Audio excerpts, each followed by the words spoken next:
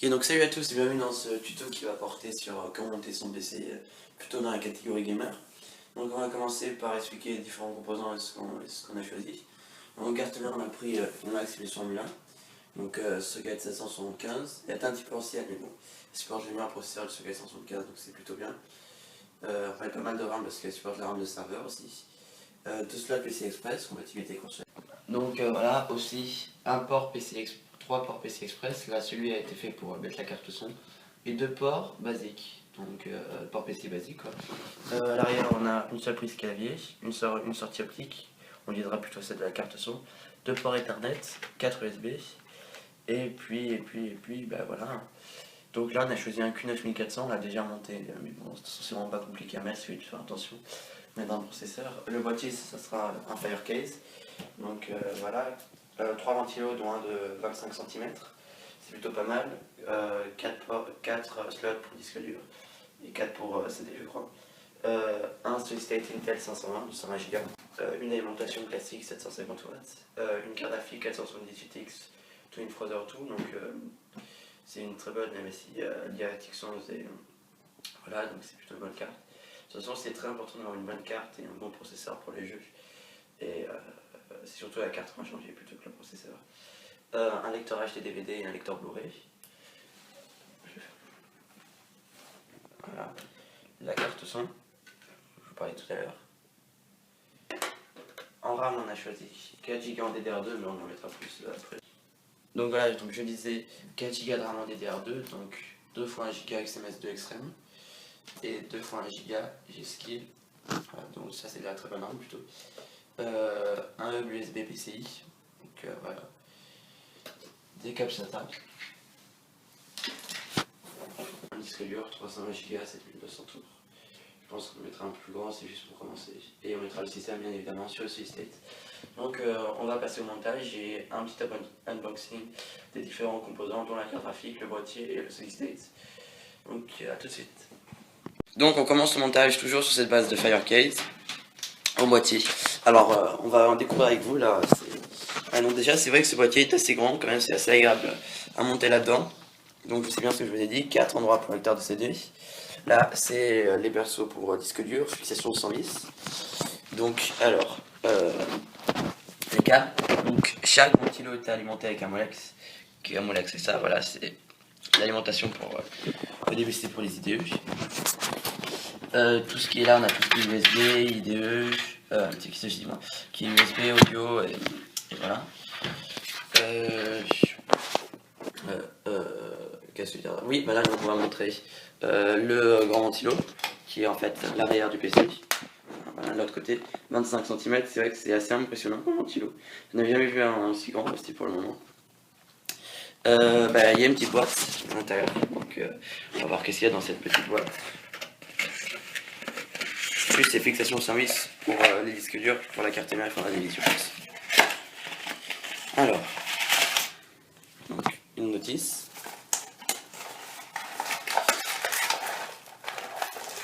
Des vis, je suppose. Non, des vis. Qu'est-ce qu'il y a? Voilà, ouais, c'est des vis, tout ce qui permet de monter, quoi. Là, il y a un petit câble aussi. Voilà. Qu'est-ce qu'on a d'autre? Des vis, encore. C'est des vis? Non. Voilà, c'est bien des vis. Hop, je vais récupérer tout ça. On va tout de suite commencer le montage. Alors, comme il est écrit dans le notice, il faut commencer par enlever la face avant et installer en deuxième l'alimentation. Donc on enlève progressivement, allez-y doucement, ça serait con de casser un boîtier comme ça. Enfin pas du moins de casser mais d'allumer. En alimentation je rappelle qu'on a pris une 750 watts. Et donc voilà, la troisième étape sera la carte mère et tout mettre dessus. Donc là le boîtier vient d'être enlevé, faut faire attention parce qu'on a le ventilo et tout. Et ça va me permettre d'installer les CD je suppose. Lecteur CD quoi. Alors, on continue cette vidéo avec le déballage de l'alimentation. Donc voilà, ACE, je connaissais pas cette marque, mais ça va être une bonne occasion pour la tester, ça peut l'air mauvais de toute façon. 750 watts, il y a pas mal de branchements, donc c'est plutôt cool. Alors on l'ouvre, et comme il était écrit sur la notice, il fallait mettre l'alimentation en deuxième lieu. Donc on va y aller, l'alimentation se positionne ici, en bas à gauche, donc vous voyez c'est là, on va le truc qui ressort. Alors voilà, Cette alim a l'air d'avoir, cette alim elle a pas mal de câbles, donc pas mal. Donc on va la positionner et essayer de la fixer. Alors voilà, déjà positionner une alimentation c'est très simple, il n'y a plus qu'à la fixer à l'arrière après. Donc voilà, je vois bien qu'elle s'allume en haut, donc ça a été fait exprès pour être en concordance avec la couleur du boîtier. Mais bien attention au sens, si vous avez une petite écriture, si vous pouvez lire l'écriture dans le sens, l'écriture c'est le bon sens. Il faut toujours que ça sur on, là le petit 1. Et brancher le câble, ça devrait marcher. On va passer au vissage maintenant, non? Donc on a pris les vis noires qui nous venaient avec le boîtier parce que celle qui était avec la lime, ça aurait pas fait joli. Donc je pense que ça a quand même marché. Donc là on les a juste positionnés. C'est pas compliqué, vous faire attention de ne pas les faire tomber, c'est tout. On visse.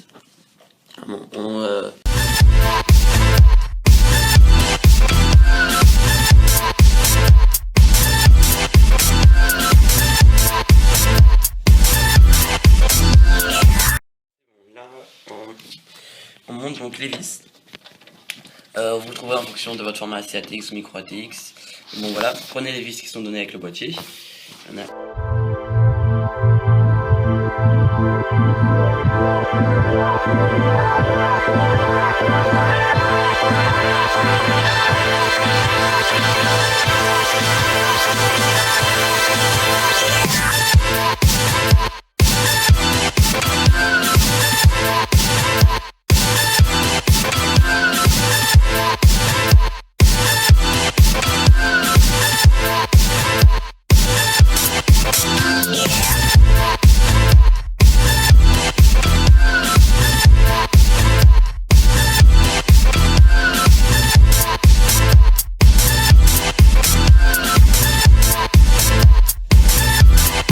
Voilà, donc on vient de monter toutes les vis. Vous avez juste à regarder les trous en fonction de votre carte mère et vous mettez les vis données avec le boîtier.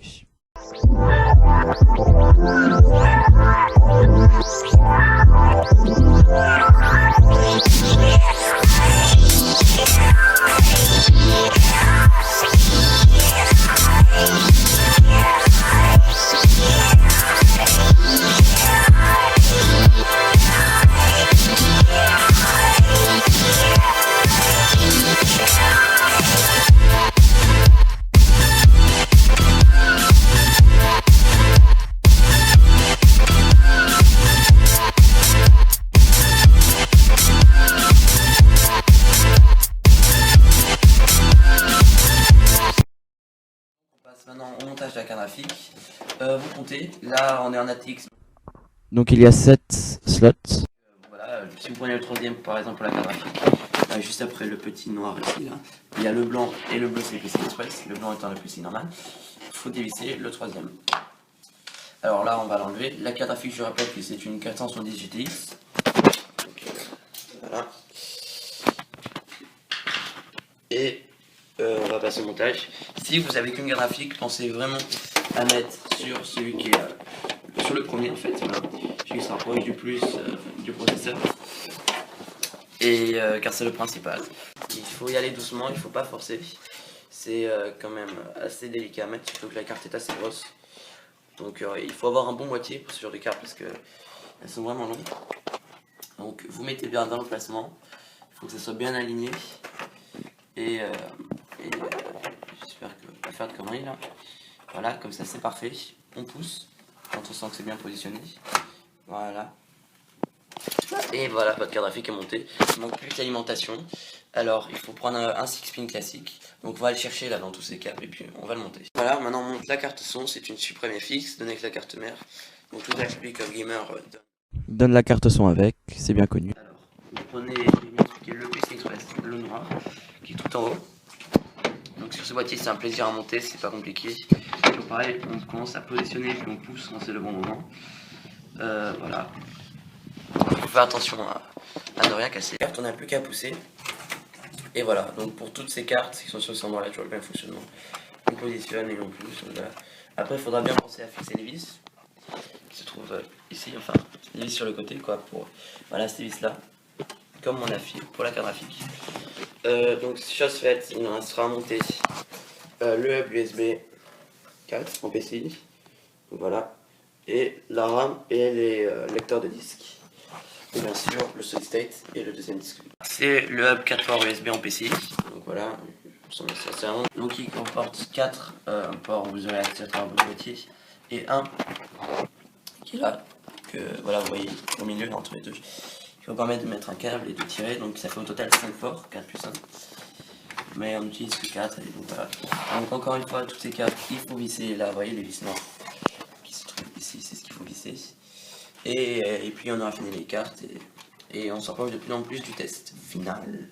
On a mis la première, donc on va vous expliquer comment est-ce qu'on met les autres, donc c'est vraiment pas compliqué, on positionne, bien attention des trompeurs, comme c'est des paires, là on a pris 2 paires de 2x1, donc vous mettez par exemple la jusquette sur le bleu et la XMS2 sur le blanc.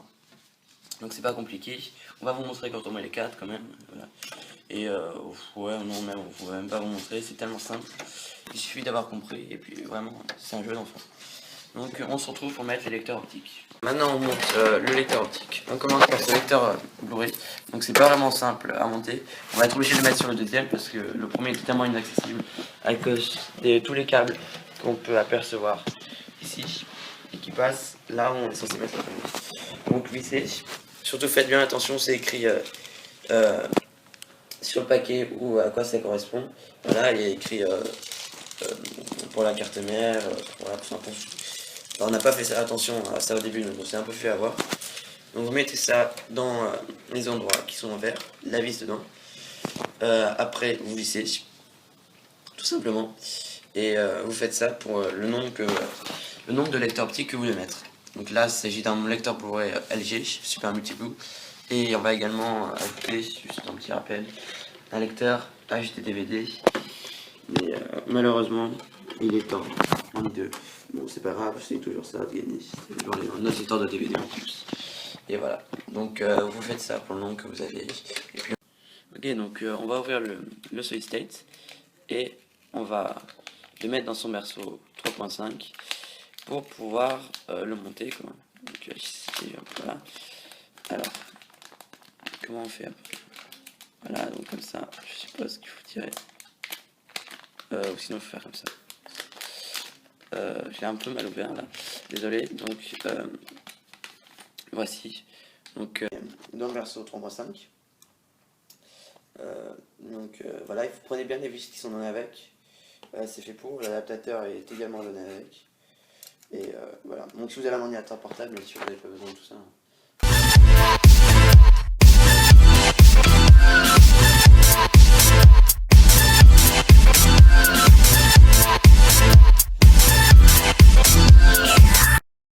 Dans le berceau, cette fois-ci, donc là ça fait déjà 3 berceaux, mais voilà, c'est vraiment important, il faut mettre ceux qui doivent être dans le boîtier. Donc vous alignez bien. Donc après, vous prenez les vis. Celles qui sont mises avec, donc vous prenez bien celle où il y a écrit que c'est pour tout ce qui est berceau et emplacement, lecteur de disque et disque dur. Donc comme vous pouvez le voir, il y avait 4 vis à mettre, on a mis 2, je pense que ça suffira.